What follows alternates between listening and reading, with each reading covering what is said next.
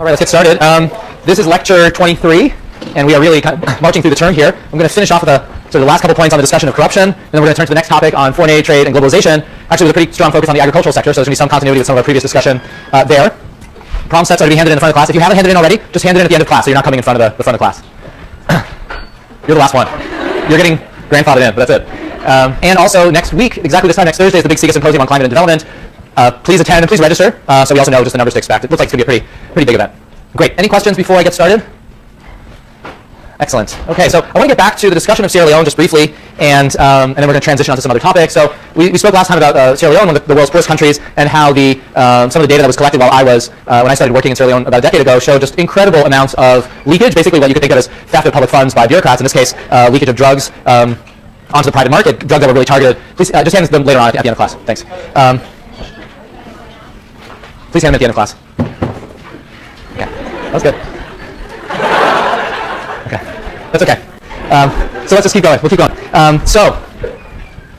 The Keene chapter is actually really nice in discussing governance and the nature of the political economy of Sierra Leone before the war. And last time at the end of class we started discussing a bit of the sort of timeline of political transitions in Sierra Leone and the nature of political competition and democratic competition over time. But the trend that we saw in Sierra Leone, which was actually parallel to so many other African countries in the 60s and 70s, was away from the at least somewhat democratic, at least in name, institutions of the immediate post-independence period towards increasing political centralization, increasingly authoritarian political regimes.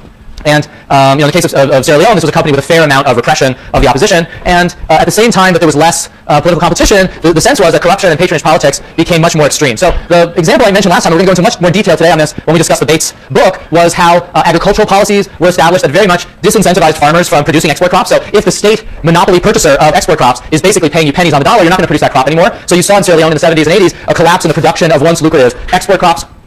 At the same time, those who continued to produce those crops had absolutely no reason to sell them to the Monopoly Agricultural Marketing Board for pennies, and so smuggling became much more widespread. So the goal was really to smuggle these crops into a neighboring country that had a less draconian regime in terms of their own agricultural marketing board if they grew that crop.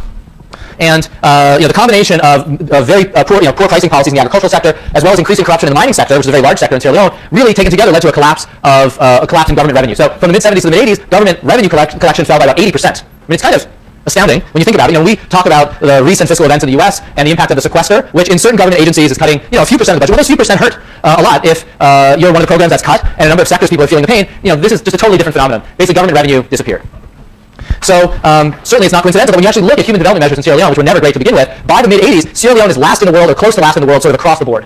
So when the government stopped investing in education and stopped paying teacher salaries, lots of schools closed, and literacy rates were among the lowest in the world. When the government actually stopped providing any sorts of drugs or other services, or paying salaries in the health sector, things like maternal mortality and infant mortality were among the worst in the world, and so on. So taken together, this was a real disaster.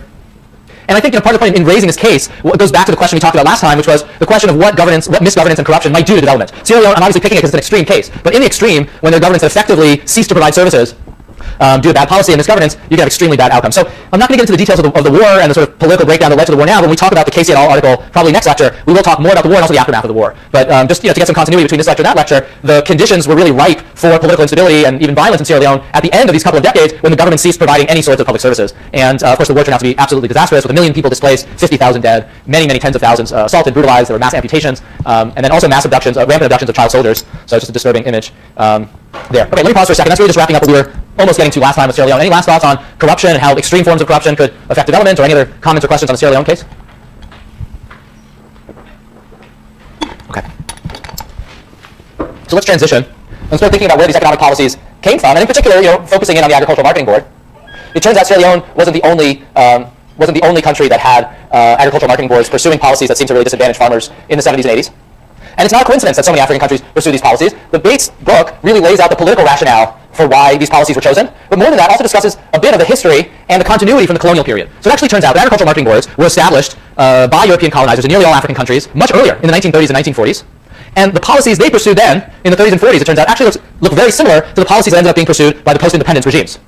So there's a lot of continuity. These things didn't come down from the air. They're not just the result of Shaka Stevens being a corrupt ruler. There's something much more systematic here.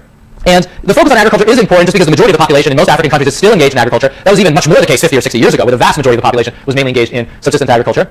And the other reason why these are so important, as we'll discuss in a second, is just a very large share of overall government revenue came from these boards in post-independent African states. So they're just a very important institution. And what they do, basically, is regulate the price at which farmers can sell their crops, and they serve as the monopoly purchaser of those crops. And that sort of monopoly purchasing power was enforced through the coercive power of the state. So people who tried to circumvent the marketing board and sell privately rather than to the marketing board could be punished. could be fined, could be imprisoned, etc. So there was a coercive aspect of this, which was often very important. So, why did these exist at all, and what sort of reasonable economic role could they play? There's actually a very strong rationale for a marketing board in certain dimensions. And we talked about some of these earlier on when we talked about how African farmers deal with fluctuating weather and fluctuating prices. So one of the real values of a marketing board could be that they allow farmers to be insured, or they insure farmers against price fluctuations. So it's well known that commodity prices are quite volatile. Global commodity prices go up and down a lot year to year. And a marketing board can help shield farmers from those fluctuations by selling to them at a bit less than the world market price when prices are exceptionally high, and basically buying crop from farmers at less than the world market price when world prices are very high, but buying from farmers at prices above the world market price when world market prices are a little bit low.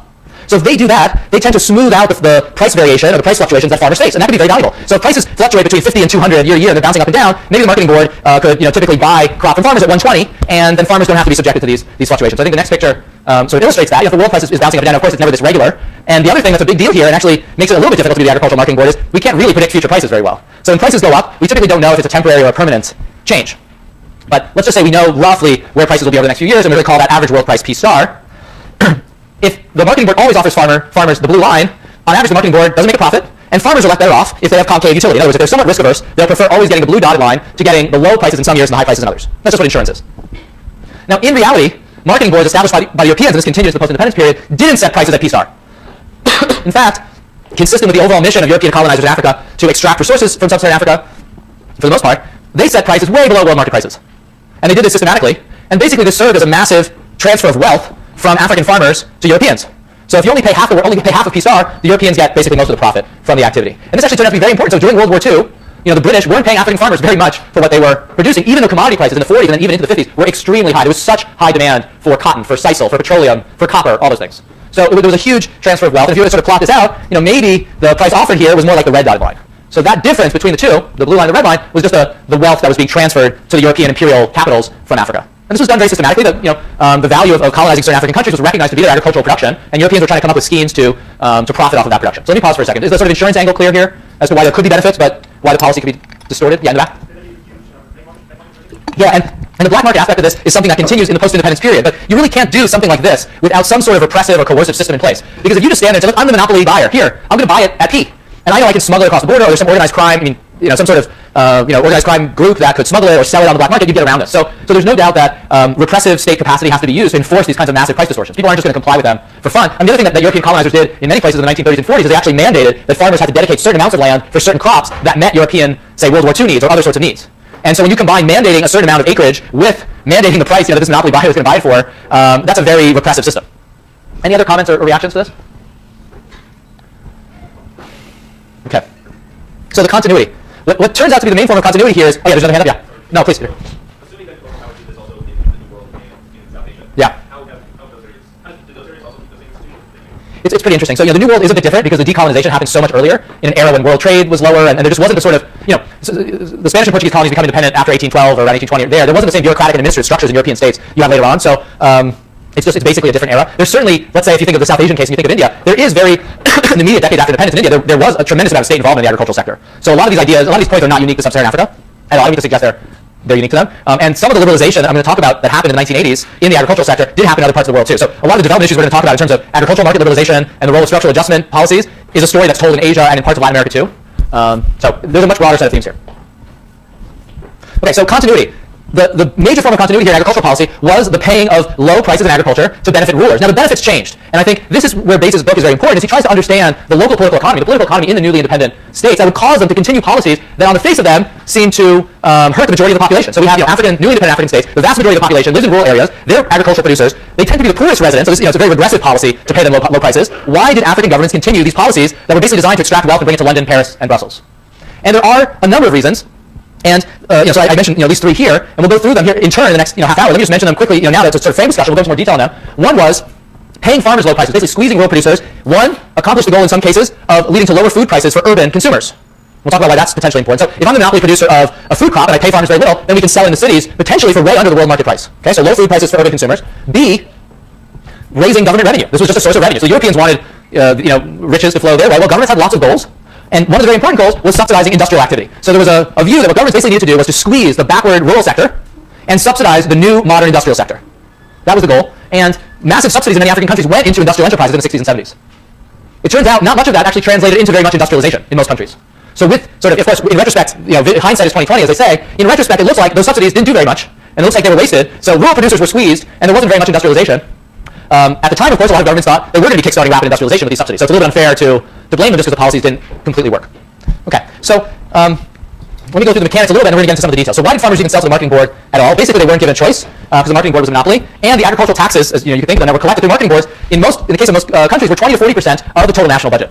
In some countries, much more, in some less. But a huge share of the budget was coming from these the low prices being paid to farmers. So again, you can see why it's very tempting as a government. You're a newly independent government. You want to build schools. You want to build clinics. You want to subsidize industry. You want to build roads. Here's a source of income. You've got to go where the money is, and the money in an agrarian society is agriculture. So you're going to tax agriculture. There's nothing too shocking about this sort of policy.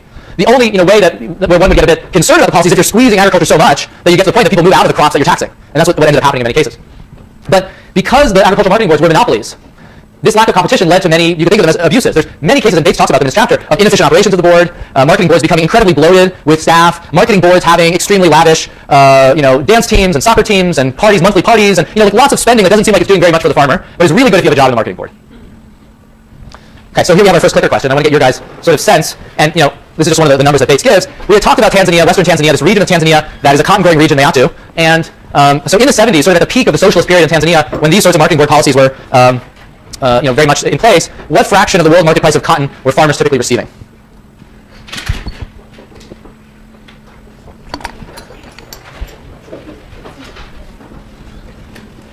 What's your guess? We have a prospective student here. A, B, C, D, or E?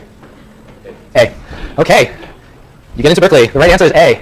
52%. The class is right, and that's totally right. It was 40%. Some people said 50. Actually, it's between 40 and 50%. So you guys are right. That was kind of priming you for this very low rate. So here's actually some of the data. This is just pulled from the table. There's actually a lot more in the paper. I just picked some examples that show some of the range of prices that are paid. So a bunch of different crops from Nigeria, 40 to 60%. Ghana was maybe 2/3 of the world market price. Senegal with groundnuts is very low, and there's Tanzania with cotton, 41%. And then we'll talk about the Kenyan case, which is very interesting in a few slides. Now you'll see here that there's a range of years here. They're mainly in the mid 70s, but some sort of early 70s, some in the 60s. You don't see any prices here greater than 100%. Remember this whole thing about if a marketing board is doing what they're supposed to, sometimes you get more than the world market price, sometimes you get less? That wasn't going on. Farmers were always getting a lot less than the world market price. And just to highlight a couple of cases, the case of Ghana is one that we're going to talk about a little later on today. And cocoa in Ghana is a very important crop. It's a huge export crop. It's the most, historically the most important export crop in Ghana. And farmers were getting, actually on this table, 65% doesn't look too bad, but still, in general, getting much less than the world market price for cocoa. And then we mentioned Tanzania as well, which is another country we've discussed, where farmers were actually getting a lot less. So cotton was a major crop in this part of Tanzania in the 60s and into the 70s, but then cotton production really dropped off into the 80s and was only revived later on. So these low prices probably contributed to farmers moving out of cotton. I want to make the following comparison. I put these together. This is coffee in Tanzania and Kenya in basically the same years. And you can see there's this huge divergence in the price paid for two neighboring countries for coffee. If you were a coffee producer in Tanzania, what is the first thing you would do? Just go to Kenya with your coffee. Try to pass your coffee off as being Kenyan coffee in Kenya. Find a producer in Kenya from an estate. We'll talk about the difference between these two later on, estates and cooperatives. Find an estate and say, look, I'll sell you my coffee not for 46% of the world price. I'll sell it to you for 65% of the world price, and you pass it off as yours. That seems like a pretty good deal for both sides. Not very good for the government of Tanzania, but good for the government of Kenya, actually. Because they're going to be getting even more revenue there. So you can actually see the two countries here in the red box and just this very long border between the two countries. There's a lot of scope for smuggling across this border, and tremendous amounts of smuggling did occur with these crops. I mean, it's definitely something that the district that I've talked about in Western Kenya, where we've worked for a long time, and the NGOs we work with have had offices right on the border with Uganda, and even now, even after basically marketing boards are much weaker than they used to be, and we'll talk about that. If there is an even slight price differential between Kenya and Uganda, there is incentive to smuggle between the two countries. So there's still incentive to smuggle with small or moderate price differences. When you have that kind of price difference, there's a big difference, a big incentive. Now, the other thing that Bates talks about is how agricultural policy was very often crafted to benefit elites, politically powerful and politically connected people. So one of the interesting things about coffee in Kenya is actually it's produced sometimes in large estates with large landowners, and sometimes by smallholders, farmers with small amounts of land, who then sell to cooperatives. They sort of bundle the coffee together and sell it as a producer cooperative. It turns out that if you the policy of the Kenyan government actually favored estate-grown coffee. Those guys got much better prices than the cooperatives. And Bates' interpretation, and he kind of goes through a whole series of examples on this, is elites got good deals, smallholder farmers got really bad deals. So if you want to see the crops, if you look across crops and look for the ones that got closer to the world market price, very often you can find that a very high-level government official actually owned a very large estate or plantation growing that crop. So in the early post-independence period, they got a sort of sweetheart deal. They weren't squeezed as much as other crops. But the case of coffee is nice because you see in the Kenya versus Tanzania comparison these smuggling incentives, and then even within Kenya, politically powerful growers were getting a lot better deal than less politically powerful growers. So we can't escape politics. And that's a little bit of a theme in last week's lectures, this week and next week. We started talking about corruption. Now we're going to be talking about aid policy and agricultural policy.